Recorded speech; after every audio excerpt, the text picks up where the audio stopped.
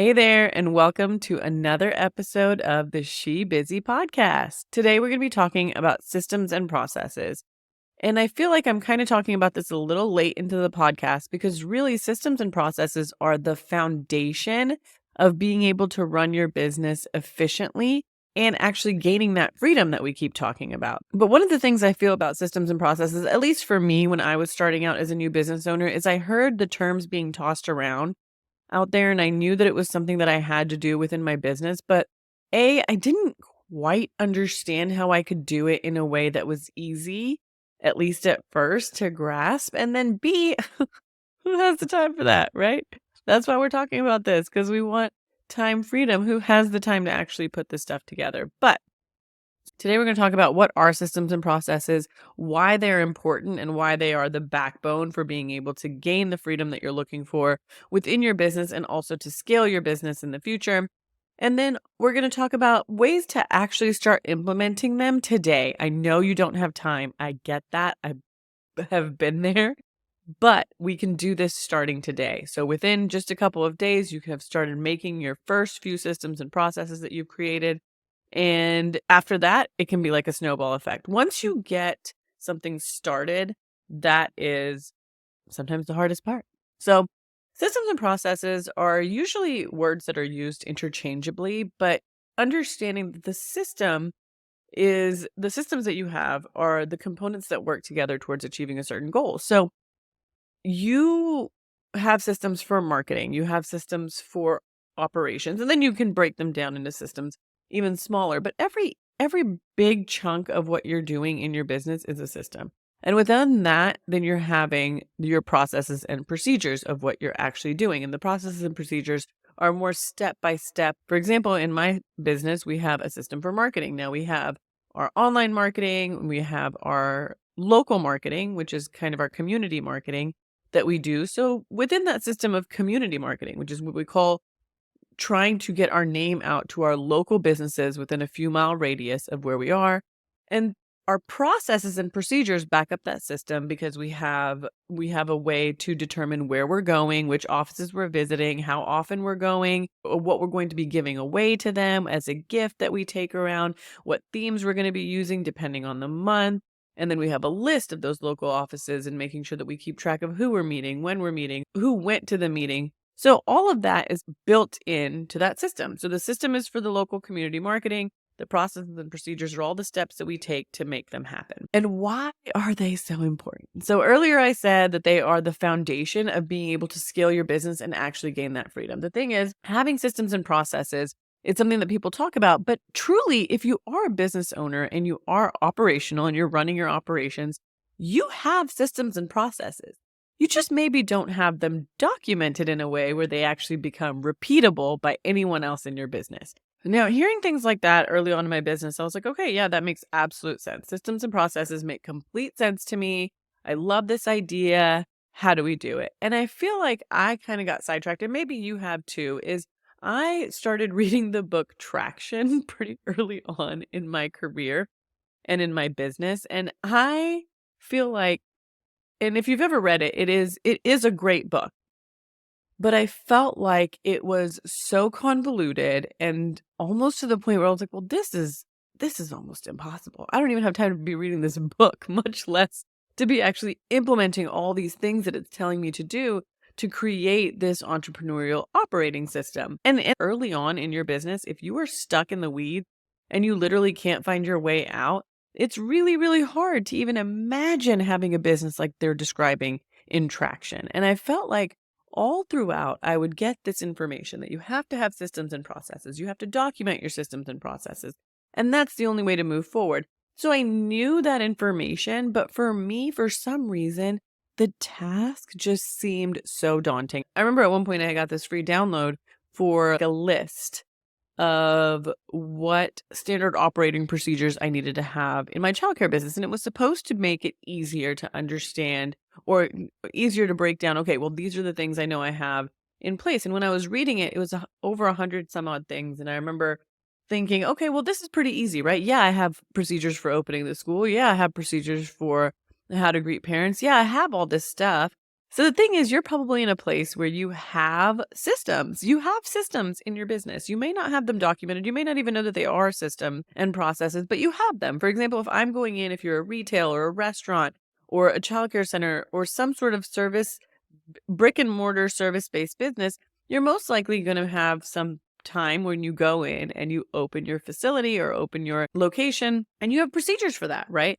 I know when I was responsible for opening or closing early on in my business, I knew how I wanted things done. I knew that when I walked in, I had a certain process. I went in, turned on certain lights, made sure to check the classrooms before I came up and made sure that the coffee was filled and the pods were there and the sugar is there. And I had these things that I followed in my head. So that is an opening system with the processes that go along with it.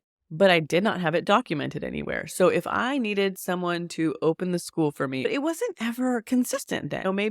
Maybe they didn't check for the coffee and the sugar because I forgot to mention it that day when I was passing that along. So these systems and processes create, when you document them, create the foundation of what we're trying to do. With my consulting company, I teach female entrepreneurs how to have more freedom in their business.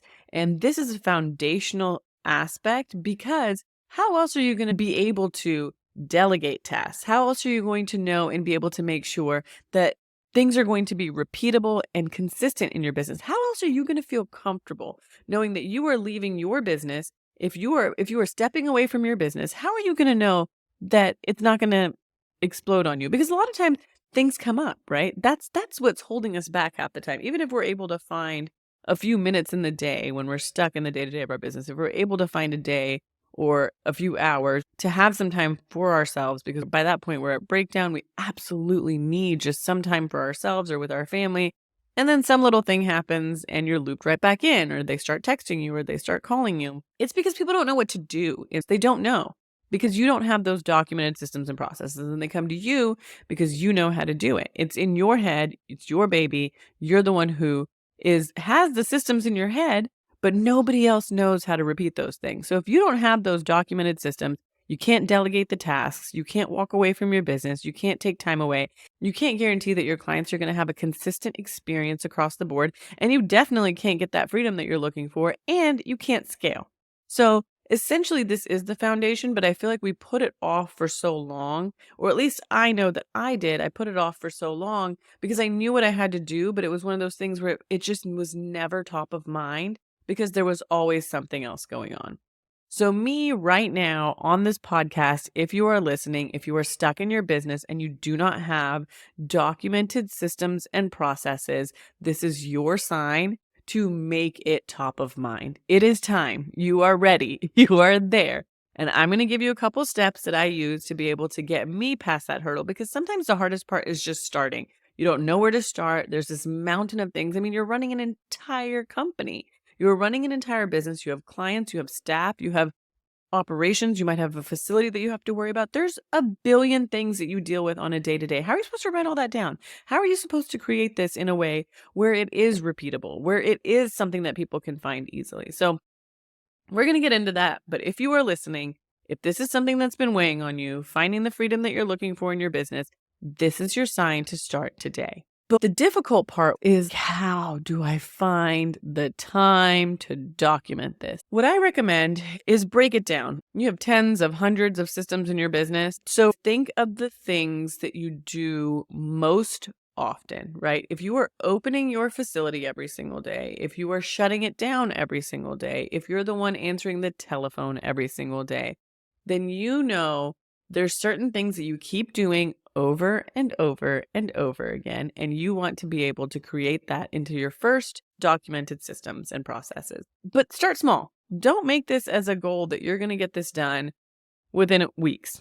But the magic of it is, once you start, you immediately start creating more time for yourself. So use tools that are at your disposal. Okay, you're going to need tools that you use for creating these and documenting them, as well as where to store them so that they're easy to find and easy to repeat by people on your team. One of the ways to do that is a good old Apple iPhone note, or if Android people have something like that, I'm sure you do. So for you, you're going to pull up your notes app, and while you're going through your process, you're going to document it. You walk in, you turn on the front lights.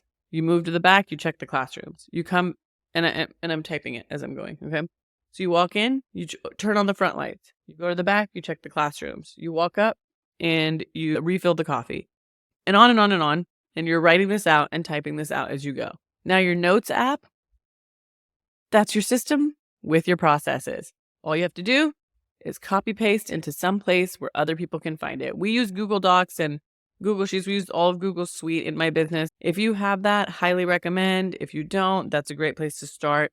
I have started to move a little bit into Notion now, but I get ahead of myself because I'm fancy now. I got time. So for me, the big thing is just have it in a place where your team can access it, because sometimes people have like systems and processes and it's like this big old binder that like sits in the front office, and if somebody needs something, they're like flipping and flipping and flipping, trying to find it. So for me, we like to use Google Sheets so that everyone's on the same page. It's within the company wide drive so that anybody can find it. So you went through, you wrote things down as you went. It may be added on an extra few minutes while you were doing it. So you were actually getting the task done while you were documenting it. And so you come back, add it to a Google Drive, and there you go. It doesn't have to be pretty. You don't have to design it in a certain way. You have this documented procedure now. So what happens next? Now, next time you need someone to open the facility for you, you're going to feel a lot more confident in handing it off to them because you have a proper documented process that you yourself followed, that you yourself created to make sure that they're hitting all the points that you want hit in the same way that you would, because you're documenting it as you go so that they follow it in the same way you do. Now, you just have to find someone that you're comfortable with actually getting it done. And once that happens, then now, how much time did you just gain back from having someone else open your facility, or from having someone else be able to do your local marketing? How much time are you saving? You're saving yourself a big chunk of time that now you have to be able to do other operational things. So you're creating that little gap of time or that little chunk of time just because you took a few extra minutes to add on. And that's it. That's a system and a process. You don't have to worry about how Microsoft is doing it. You don't have to worry about how Apple is doing it. Don't worry about the big companies. All you need to know is that you need to document what you do in your business, what you expect to be done in your business, so that other people can do it and do it the same that you do or would do, because you want that consistency and efficiency in your business. And that is the first step to be able to step away from it, to step out of it and work on things that are actually going to move the needle for you, things that are actually going to grow your business or make your business more efficient or make your business more scalable. Those are the things that you should be working on. If you don't know what I'm talking about, listen to my last podcast about the CEO mindset, because you should be working on strategy. That should be your end game. So creating these, I know it feels like you don't have the time, but if you just add on a couple more minutes, 1, 2, 3 processes, you've freed up a good chunk of time within your week.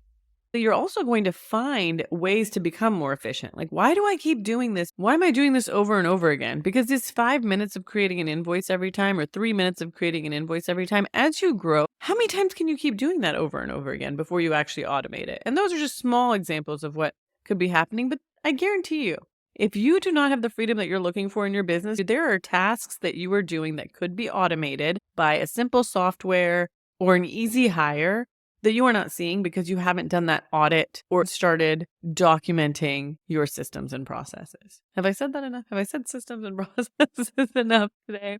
But seriously, it's really, really important. Start today, start tomorrow, grab your phone. So there you go. Now you've started making these documented systems and processes in your business.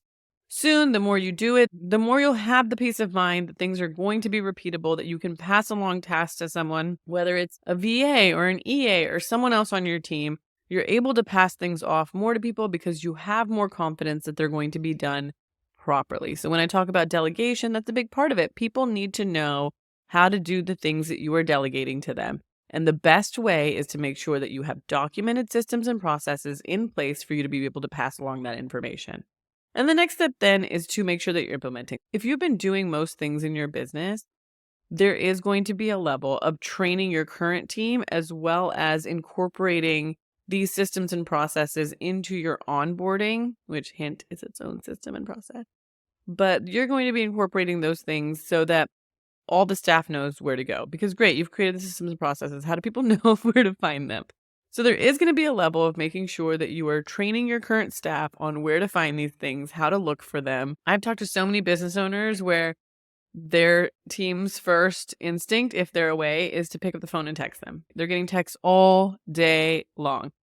How do I do this? Where do I find this? So the training process is going to incorporate a little bit of mindset shift for your team too, because if they're used to being able to just pick up the phone and text you rather than having to look for the answers, there is going to be a need to shift their behavior a little bit. So you're going to have to stop answering those texts with exactly what they need to do. You're going to have to divert them back to the systems and processes that you're creating so that they get into the habit too of going to search there first rather than getting used to texting you on the phone instead. So that's going to be one way that you're going to have to make sure that you're implementing these systems in your business and then training your staff. And then once you've gotten your current team trained, that's the hardest part, because once you're onboarding new team members, then they already know where to go, because in the onboarding process, you're showing them where to find things, how to find things. So that in and of itself will then start to correct as you start to hire more team members going forward. But initially, just redirecting, which is a big word in preschool, redirecting your team to where they need to go to find the information that they need. So now we've talked about, what systems and processes are, why they're important in your business, how to start creating them today in your business, at least the first couple. Set yourself up a goal, do a couple a week, a few a week, and you've started implementing them with your team. Now the important part is going to be monitoring your systems and your processes to be able to improve them continuously. And this is a big piece of it. It's not a set it or forget it thing with systems. There's certain ways that I monitor what's going on. While I've passed along the day-to-day of my business, I do still need to keep my finger on the pulse. I do still need to know what is going on at a higher level to make sure that we're still providing that consistent experience that I want for my clients, that we still have a good team culture, that we're still meeting the expectations that we've set out there with our marketing. I want to make sure that our operations are still running smoothly, and you can't just set it and forget it in that instance. So you want to be monitoring things like KPIs, your key performance indicators. Now you're in the big leagues. And so you want to make sure that you have certain KPIs, key performance indicators that you're checking for. You want to make sure that you're regularly looking into things that are important to you. Like, I know that I survey my staff a few times a year and I survey my clients a few times a year. For me, that's a great way to monitor what's happening. That's not necessarily KPI driven, but it is client and staff satisfaction driven, which is a big part of my operations and my business. So therefore, I'm able to see, okay, well, where are we kind of falling off the rails, or where are we doing really well? What can we improve on? And overall, it's going to build your business to be better. But just be ready to monitor, look into what's going on, and then be prepared to make the changes necessary. When you're monitoring these, you are evaluating for, are these systems effective? Are they actually working? Because one of the things that you're going to find out too is you may have this perfect clear vision of what this system should be, all these processes that should go along with it. Now you've implemented it, put it into place, and then you monitor it and realize that, wait a minute, this certain portion of it isn't happening. Or for some reason, over and over again, I'm seeing that these 3 steps aren't being done. That is an assessment of the effectiveness of your process, or it's an assessment of some sort of other breakdown within your organization. For me, I know that recently, over the last few months, we have been rolling out these scorecards for our team. So the team self-evaluates, and then they have their supervisors evaluate. And then at the end, there's bonuses involved for people who reach certain scores on their scorecard. Now, that's been a process because it's something brand new that we're implementing into the organization. In my head, I created these scorecards. I created the process behind the scorecards and how they were going to get it done, where they were going to get it done. I created all of that and I packaged it up and I gave it to my team. But then I had to monitor how many people are actually completing the scorecards. What kinds of scores are we getting? Are we even completing them at all? Which classrooms maybe aren't completing them as often? And all these things pointed me in the directions that I needed to go. Hey, wait a minute. I'm noticing that Classroom 103 is not completing their scorecards. As a matter of fact, they're not even opening them. So what's the issue? Are they not able to get into the program? Did they not have their password to get in? So those are little things that come up, but those are things that make you more efficient.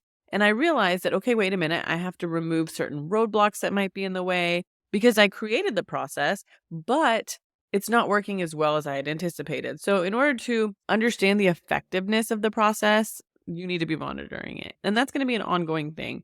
But I promise you, if you are able to start getting some documented systems, start delegating some of those tasks out and automating some of those tasks that you're recognizing, audit your time, audit what you're doing, document what you're doing, train other people how to do it, delegate it or automate it, and then monitor it.